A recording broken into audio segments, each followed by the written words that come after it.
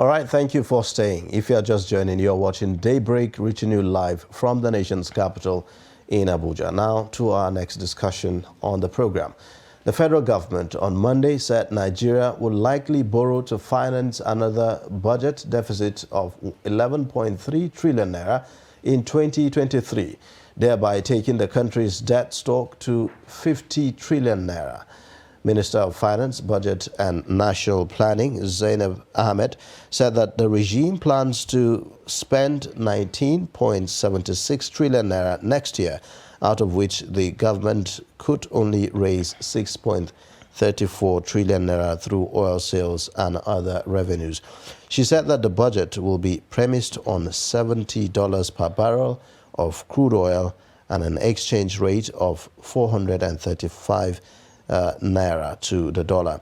The minister said oil production for 2023 was pegged at 1.69 million barrels per day, a real GDP growth rate of 3.7%, and inflation rate of 17.16% for the year. Now, we will be talking about this, and we have political economist Professor Sadiq Abba, I beg your pardon, who is with us here in the studio. And also joining us virtually is from the United Arab Emirates, is senior economist with SPM Professionals, Paul Alaje, who is also going to be giving us perspectives on this. We'll have later development economist Ogbonna Okuku, who will join us also to give his own perspectives. Thank you for joining us on Daybreak this morning. Good morning.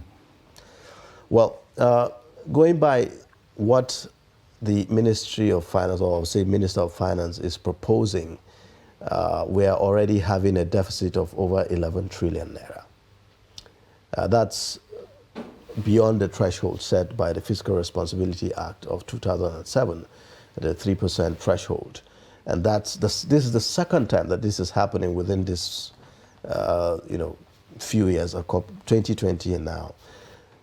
How did we get here, and should we be worried? Well, first and foremost, I think the question of how did we get here shouldn't have arisen, because everybody knows why we are here. And Nigeria is a typical consumer nation.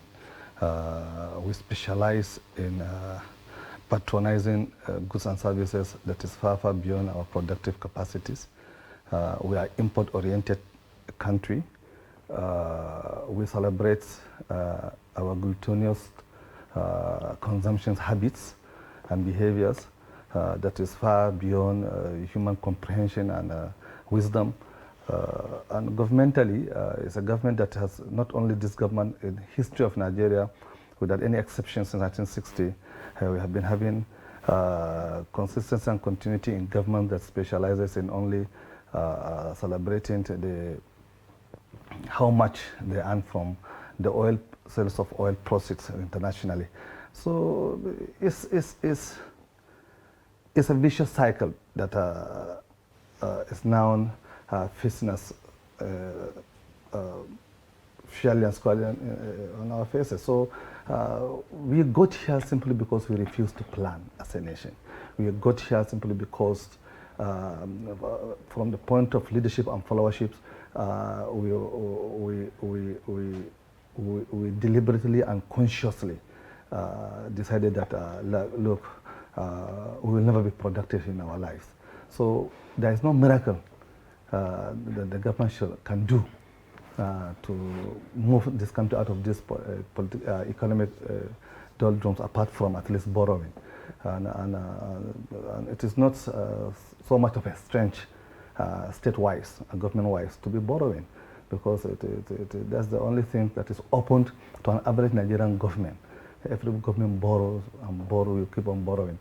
And unfortunately for Nigeria, not Nigerians, for Nigeria as a country, it is being populated by citizens or by followers or by subjects, whatever you call Nigerians, adjectival-wise, people who wanted government to do things at all costs miraculously. So that's why we are here, how we came here. Prof, you said something that's what the average Nigerian government does, borrow and borrow. Why? Is it because it's the easy way out? No, it's not because of the easy way. It's not even easy to borrow because your lenders are not willing and ready to give you money. Because, so it is not easy, but it's because government in Nigeria are being led from across board, from local government to the federal, by people who have no business to be in government because they don't have ideas. And look, you run government. So that's why I asked, is it the easy way out? That is, instead of yes, coming up with ideas for the on leaders, what else to do, you just go for borrowing. Yes, is that why? For the leaders, it is the easier way out because they lack the capacity and the ability to generate ideas, apply ideas, and produce results. And it's easier way out, even for the citizens who are short-sighted and far-sighted in their own collective stupidity, that they wanted things done on the ground without recourse to productivity. Let the government go and borrow even from heaven to come and establish structures. There are those who have argued that there is no state or government that can, or country that can develop without borrowing, Yep. and that borrowing is fine as long as, you know, you put it to good use. So in our case, can we really justify the borrowings that we've been seeing over the years? I totally agree. You see, the most successful economies in the whole world were built on borrowing. You see, today you may like it or you may hate it. America is the largest economy on earth. As of 2021, America has public debt of $22 trillion.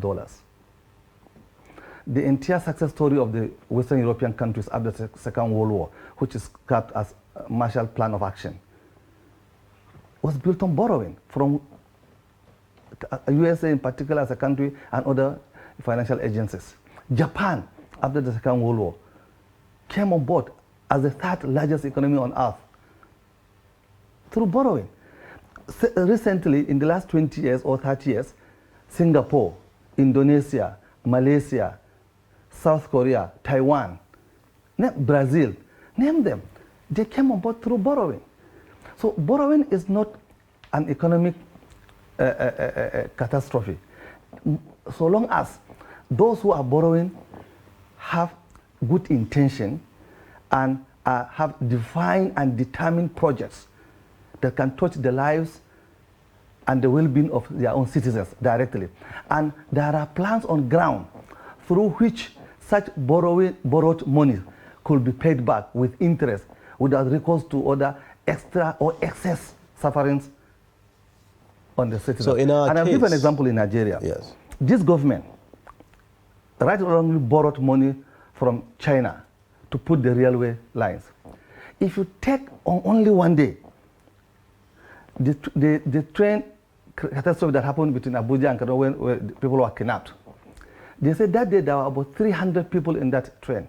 But do you know that only 90-something were captured by Nigerian railway corporations, that is the ticketing? There is a racketeering tickets. If there is going to be insurance to cover, only 90-something bought their tickets officially from government. So out of almost 400 passengers, only 90-something ticket monies went to the government coffers. How do we intend, what miracle do you want the government to do? So is this one of the reasons why we are not seeing the impact of some of the borrowings that have been borrowed? Yes. I mean, Nigeria, this is almost 8 years of this administration, yes. right? Yeah. And we are talking about borrowing between 2016 and now. We are talking almost 100% of what we had as far as our debt rate exactly. to what we have ratio. now, right? So, but people are asking, where is the impact? That's the issue. The problem is this. Our greatest creditor, a friendly creditor on earth, is China. And I don't think today China is willing and ready to borrow Nigerian money any longer. Do you know the reason why? Because it seems in Nigeria, the more you borrow, the less you see the impact on the ground. Why? Because there's a lot of leakages and gaps that the government either deliberately refuse to block or fail to block or don't have the capacity to block. So fundamentally, look, there's a lot of concerns about Nigeria's borrowing. By World Bank standard, borrowing ratio to GDP should not be more than 77%. But in Nigeria, I think we have overshot that threshold. All right, Professor, hold your thought. Let's go get a perspective also from our guest who is joining us virtually. He's joining us from the United Arab Emirates and is a senior economist with SPM Professionals, Mr. Paul Alaje. Mr. Paul, good morning. Good morning, and thank you so very much for having me. Right. We're talking about the borrowing. The minister recently said that the budget for next year is already in the deficit of 11.3 trillion. And, you know, earlier we were talking with the professor, how did we get there here? But now we're talking, how do we move forward, in your view? Well, a number of things should be considered. I listened very carefully to Prof. and some of his submissions. Economics are bordered for three things. Borrowing could be good, borrowing could be bad, depending on how money is utilized. And that will also tell to a large extent how you come out of the quagmire. If you ask me now, the threshold we have based on the Responsibility Act, we have surpassed that twice, even though the debt to GDP seems to be very accommodative. We could still accommodate it in theory. But when you look at the practice of it, then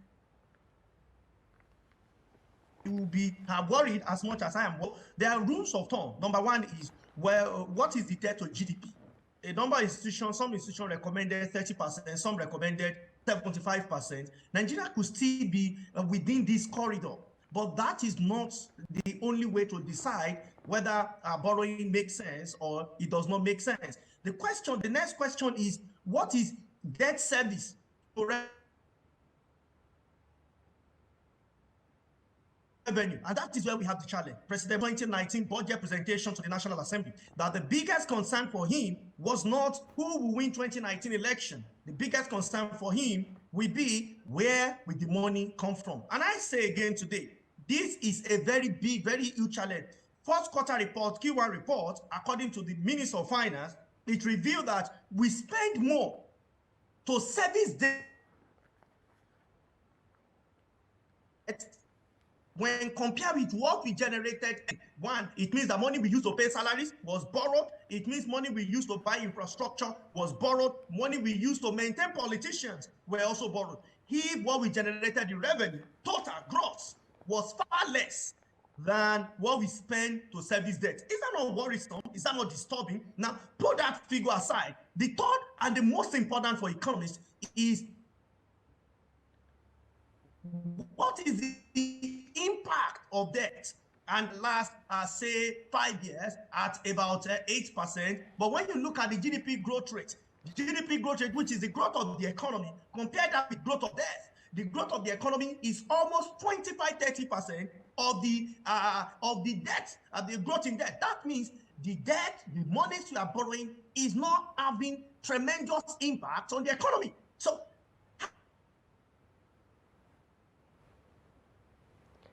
how do we put this? Do we continue to, when we are all tired, the referee, we blow the whistle? This is how this borrowing appears to us as an organization, and how we have carefully followed and studied the borrowing pattern of Nigeria. Yes, borrowing could be utilized, it could be good if you put it in infrastructure, especially CapEx, capital expenditure. When you put borrowing in all of those, then you may have positive impact on the economy.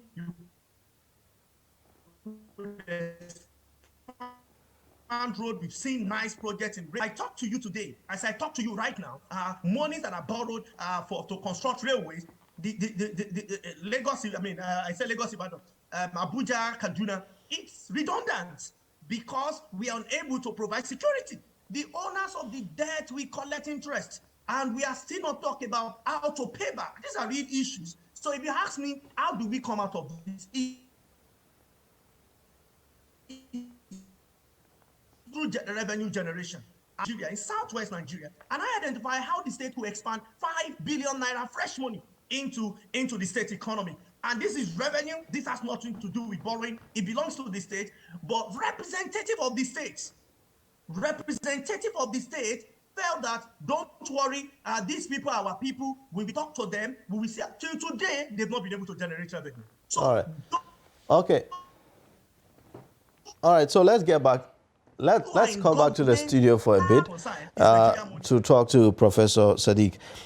How do we show up revenue? I mean, obviously, we are not generating as much as we should, and our expenditure keeps rising.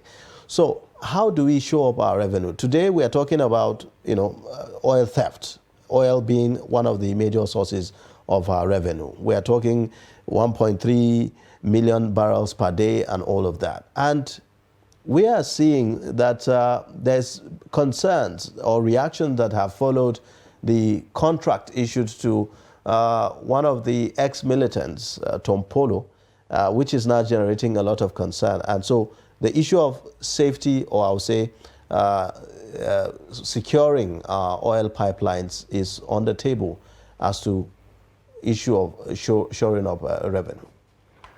First and foremost, I think Nigeria, we don't get our priorities right. Well, I don't want to join the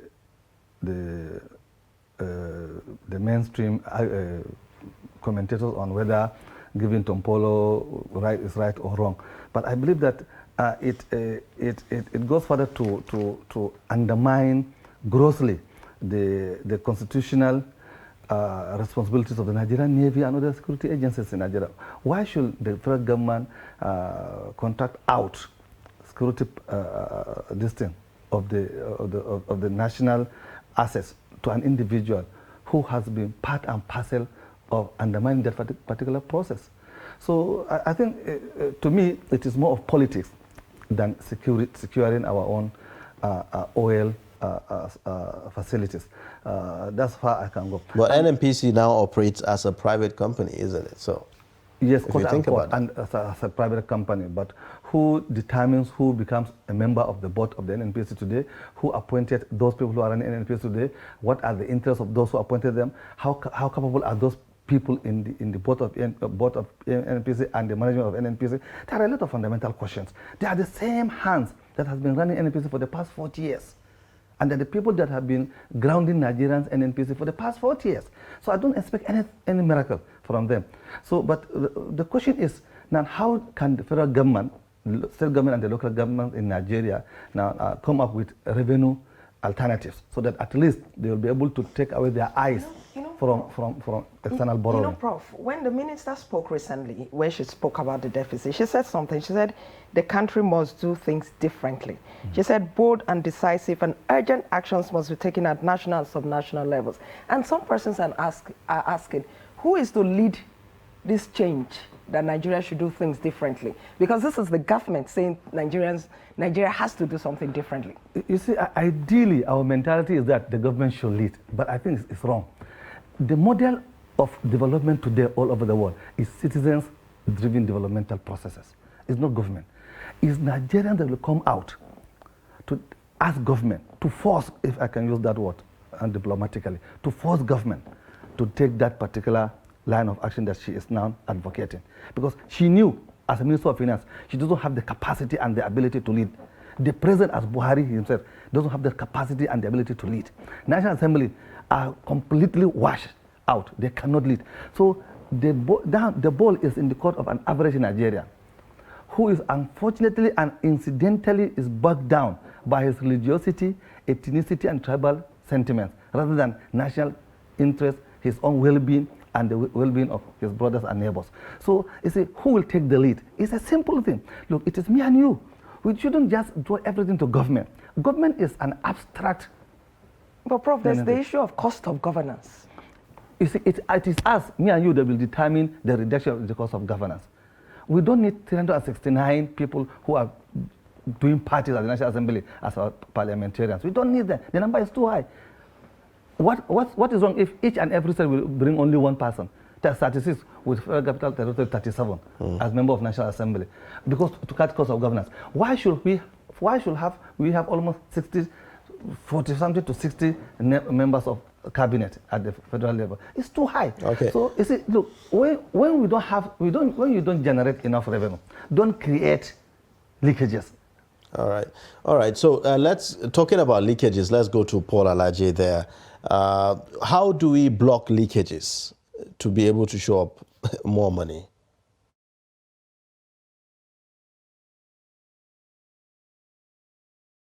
Well, there are a number of things that we could do to is efficiency. We shouldn't spend money if we think such money are not going to contribute to growth. And we should also benchmark all our spendings on what they intend to achieve.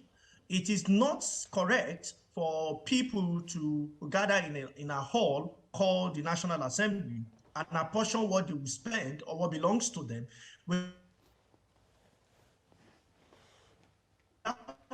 looking at the reality of what that over 42% of our population are living below poverty line. Not my figures, IMF said so.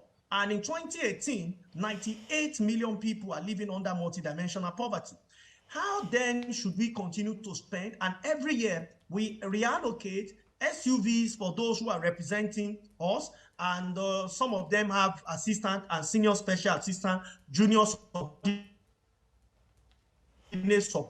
assistance. You know, all these monies are paid for by the Nigerian state. We should therefore run Nigeria as a corporation. In the environment where I am, things are based on efficiency. The question we should ask beyond the budget is the performance of budget. And budget performance should not be based on what has been dispensed by the Ministry of Budget and National Planning. It should be based on utilization of fund and how has the fund utilized performed. And I think this is the way to block. All right. All right, thank you. If it is not functional, there is. All right, thank you so much, Paul Alaje, the senior economist, SPM Professionals. We thank you for joining us on Daybreak and sharing your perspectives. We also thank you, Professor Sadiq Abba, political economist, for joining us on Daybreak and sharing your perspectives. We do appreciate it. It's a pleasure.